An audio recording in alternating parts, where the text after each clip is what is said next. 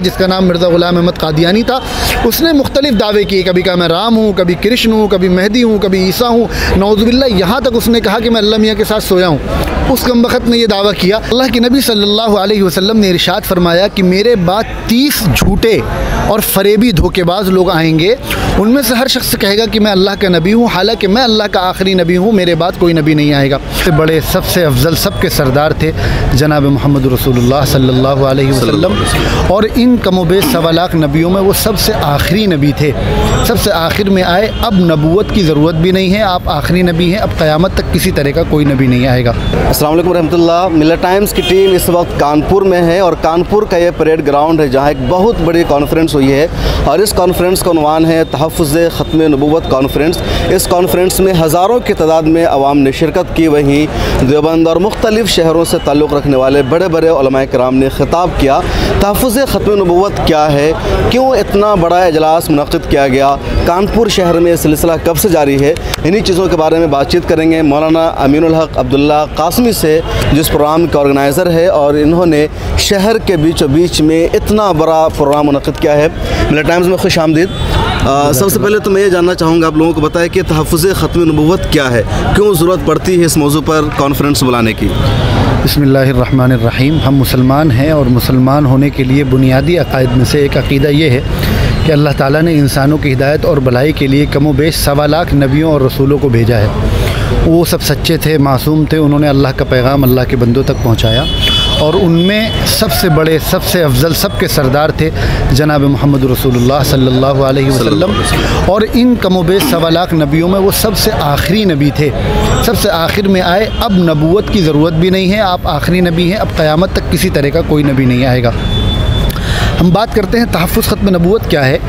नबूवत और रिसालत का जो अक़ीदा है इसका ताल्लुक़ है कमोबेश 1.25 लाख नबियों से, लेकिन ख़त्म नबूवत का ताल्लुक़ है ख़ालिस रसूलुल्लाह सल्लल्लाहु अलैहि वसल्लम से, हम जिनकी उम्मत में हैं। नबूवत पे अगर कोई हमला करता है तो वो इन सारे नबियों और रसूलों पर हमला करता है, और ख़त्म नबूवत पे कोई हमला करता है तो वो सिर्फ़ और सिर्फ जनाब मोहम्मद रसूलुल्लाह सल्लल्लाहु अलैहि वसल्लम की ज़ात पर हमला करता है। जिस तरह अल्लाह रब्बुल इज़्ज़त अपनी ज़ात व सिफ़ात में यकता है, आपका कोई शरीक नहीं, इसी तरह ख़त्म नबूवत में रसूलुल्लाह सल्लल्लाहु अलैहि वसल्लम तन्हा है, आपका कोई शरीक नहीं। दूसरी बात, रसूलुल्लाह सल्लल्लाहु अलैहि वसल्लम जो तालीमात लेकर आए, आपने जो अहकामात दिए, आपके जो फ़रामीन हैं, इन सब चीज़ों का ताल्लुक़ है रसूल के अक़वाल और अफ़आल से। और ख़त्म नबूवत का ताल्लुक़ है रसूलुल्लाह सल्लल्लाहु अलैहि वसल्लम की ज़ात से, आपकी पर्सनालिटी से। अगर ज़ात मजरू हो गई तो आपकी बात भी मजरू होगी, आपके अफ़आल भी मजरू होंगे, आपकी जमात भी मजरू होगी, आपका लाया हुआ दीन भी मजरू होगा। ख़त्म नबूवत का ताल्लुक़ ज़ात से है। इस ज़ात पूरे दीन की महफूज रहने के लिए ज़रूरी है कि ज़ात महफूज रहे, और अगर ख़त्म नबूवत पर हमला हो रहा है तो ज़ात मजरू हो रही है। इसलिए मुसलमानों की सारी उम्मत की मुश्तरका ज़िम्मेदारी है, बिलख़ुसूस उलमाए किराम की ज़िम्मेदारी है कि जिस तरह दीगर कामों के लिए, आमाल की इस्लाह के लिए, मुआशरे की इस्लाह के लिए मेहनत करते हैं, उससे ज़्यादा बुनियादी जो काम है ख़त्म नबूवत जिसका ताल्लुक़ हुज़ूर की ज़ात है, उसका तहफ़्फ़ुज़ करें। और जो लोग भी रसूलुल्लाह सल्लल्लाहु अलैहि वसल्लम की ख़त्म नबूवत के मुनकिर हैं और आपके बाद किसी नबी की आमद का अक़ीदा रखते हैं, चूँकि कुरान ने इस चीज़ की नफ़ी की है, हुज़ूर सल्लल्लाहु अलैहि वसल्लम ने नफ़ी की है, लिहाजा अब कोई भी अगर आपके बाद किसी नबी की आमद का अक़ीदा रखेगा तो वो दायरा इस्लाम से बाहर हो जाएगा, वो मुसलमान नहीं बचेगा। और इसमें किसी मसलक का कोई इख्तिलाफ़ नहीं है। ये एक ऐसा अक़ीदा है जिस तरह अल्लाह की वहदानियत पर सारी उम्मत मुत्तफ़िक़ है, इस तरह रसूलुल्लाह की ख़त्म नबूवत पर सारी उम्मत मुत्तफ़िक़ है। किसी भी मसलक, किसी भी मकतब फ़िक्र, किसी भी फ़िरक़े का ताल्लुक़ रखने वाला हो, अलग अलग इख्तिलाफ़ात हो सकते हैं, लेकिन हुज़ूर की ख़त्म नबूवत पर पूरी उम्मत मुत्तहिद है और ये हमारे इत्तिहाद की बुनियाद है। ऐसे कौन से फ़िरक़े हैं या कौन से लोग हैं जो मुनकिरीन ख़त्म नबूवत हैं, जो हुज़ूर सल्लल्लाहु अलैहि वसल्लम के बाद भी नबूवत का दावा करते हैं? अल्लाह के नबी सल्लल्लाहु अलैहि वसल्लम ने इरशाद फरमाया कि मेरे बाद 30 झूठे और फरेबी धोखेबाज लोग आएंगे। उनमें से हर शख्स कहेगा कि मैं अल्लाह का नबी हूँ, हालांकि मैं अल्लाह का आखिरी नबी हूँ, मेरे बाद कोई नबी नहीं आएगा। रसूलुल्लाह सल्लल्लाहु अलैहि वसल्लम की ज़िंदगी में भी एक शख्स ने नबूवत का दावा किया, एक औरत ने नबूवत का दावा किया।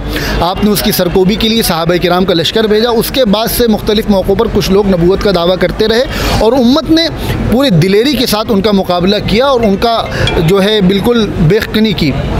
आज हमारे हिंदुस्तान में आज से तकरीबन 125 साल पहले जब अंग्रेज़ ने ये देखा कि हमने पूरे हिंदुस्तान के लोगों को उनकी हिम्मत को पस्त कर दिया है, उनके जज्बे और हौसले को तोड़ दिया है, लेकिन मुसलमानों का हौसला पस्त नहीं होता, मुसलमानों का जज्बा कम नहीं होता, इसके पीछे राज क्या है। तो उन्होंने ये पता लगाया कि मुसलमानों के कुरान ने, इनके नबी ने इनके अंदर ऐसा जज्बा भर दिया है कि ये जुल्म के ख़िलाफ़ हमेशा खड़े रहेंगे, खामोश नहीं बैठेंगे, ये इसे अपनी ज़िम्मेदारी समझते हैं।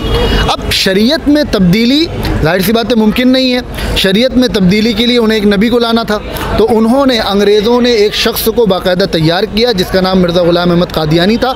उसने मुख्तलिफ़ दावे किए, कभी कहा मैं राम हूँ, कभी कृष्ण हूँ, कभी मेहदी हूँ, कभी ईसा हूँ, नौज़ुबिल्लाह, यहाँ तक उसने कहा कि मैं अल्लाह मियाँ के साथ सोया हूँ। उस कमबख्त ने यह दावा किया, हालांकि मुझे चैनल पे सख्त लफ्ज़ नहीं इस्तेमाल करना चाहिए, लेकिन मुसलमान होने की हैसियत से जज्बाती होना। अच्छा, उसके अलावा और भी कुछ लोग हैं जिसने इस तरह का दावा किया है, ये इस वक्त वही एक फितना है खत्म नबूवत के ताल्लुक से। और हमारे आज के प्रोग्राम का जो मकसद था उनमें एक तो ये हुजूर सल्लल्लाहु अलैहि वसल्लम की ख़त्म नबूवत का तहफ़्फ़ुज़, और इसके ज़िम्न में, ये तो बुनियादी चीज़ों के, इसके ज़िम्न में एक तबका है जो हुजूर की अहादीस का इनकार करता है। वो कहता है हदीस से अब महफूज नहीं है, उन पर अमल नहीं किया जा सकता, ये सरीह कुरान के ख़िलाफ़ अक़ीदा है। वो बोलते सिर्फ कुरान पे, सिर्फ कुरान पे, और कुरान पे भी वो अमल नहीं करते। ऐसे लोग मुसलमान नहीं है, दायरे इस्लाम से खारिज हैं। अगर खुदा न खास्ता कोई इनके बहकावे में आता है वो भी ईमान से हाथ धो बैठेगा।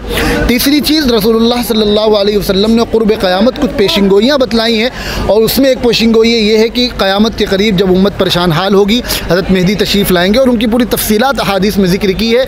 हज़रत मेहदी ये अल्लाह की तरफ से मुतय्यन करदा होंगे। कोई शख्स खुद से मेहदी होने का दावा करता है वो झूठा है, उसको मानने वाले झूठे हैं, दायरे इस्लाम से खारिज हैं।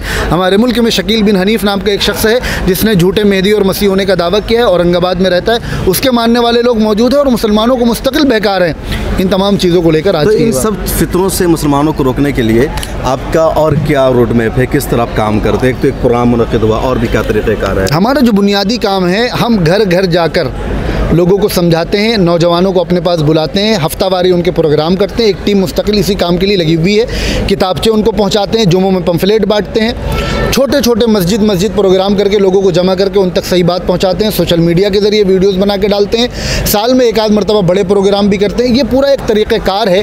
अगर किसी फ़िरक़े की तरफ से कोई कहीं परेशान कर रहा है तो हमारे अफराद जाते हैं, उनसे बात करते हैं और सही को सही, गलत का गलत, दूध का दूध, पानी का पानी करते हैं। ये पूरा एक सेटअप चला आ रहा है जो कानपुर के अलावा तकरीबन 12-15 अज़ला में चल रहा है, जिसका सेंटर कानपुर उत्तर प्रदेश के, बल्कि ये हमारा जो मशरक़ी यूपी है यहाँ के।